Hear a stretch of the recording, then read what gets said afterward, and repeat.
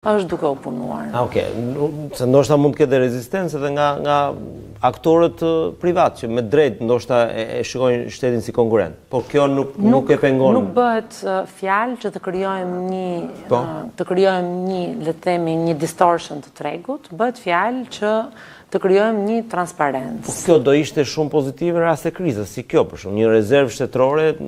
Për shembull, ju e dini që vendet e G7-s janë duke prekur rezerva strategjike pikërisht në mënyrë që çmimi i naftës mos rritet.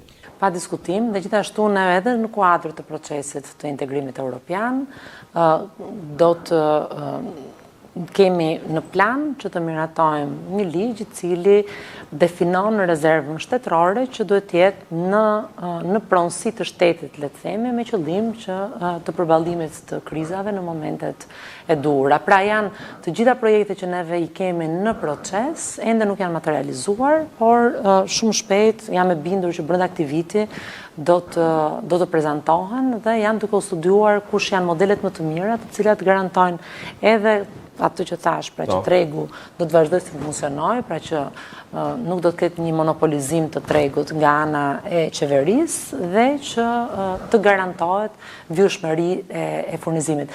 Megjithatë, siç thash, nuk jemi në kushtet që të ketë një frikë për zinxhirin e furnizimit në këtë moment.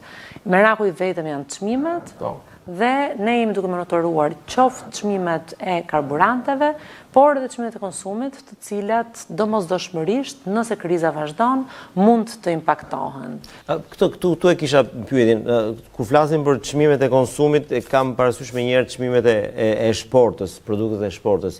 Ju mendoni ose parashikoni që mund të ketë një rritje të këtyre çmimeve dhe do ketë masa apo jeni ende në pritje të situatës? Ne jemi duke monitoruar çmimet.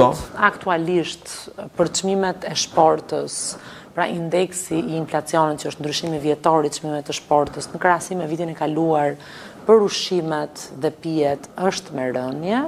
Megjithatë, kjo nuk do të thotë që nuk do mund të ketë materializim. Jemi duke monitoruar në bazë ditore disa produkte të shportës me qëllim që të kuptojmë se si po ecin. Aktualisht jemi Aktualisht nuk konstatohet rritje të çmimeve të produkteve të shportës? Asgjë e jashtëzakonshme.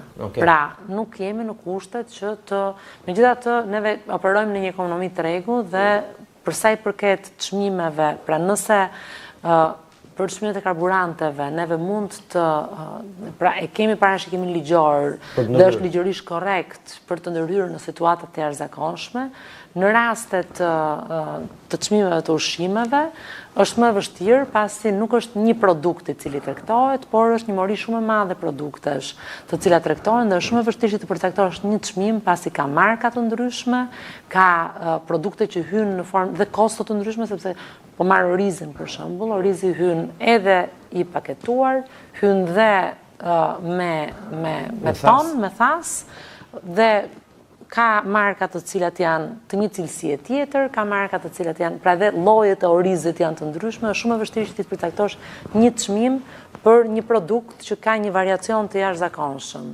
Ndërsa për çmimet e karburanteve është shumë e thjeshtë ta përcaktosh, pasi çmimi është në bursë, çmimi I tregtimit është në bursë dhe siç e shpjegova, çdo ganohet me bazë ditore. Pra nuk Me që jemi të çmimet e karburanteve, besoj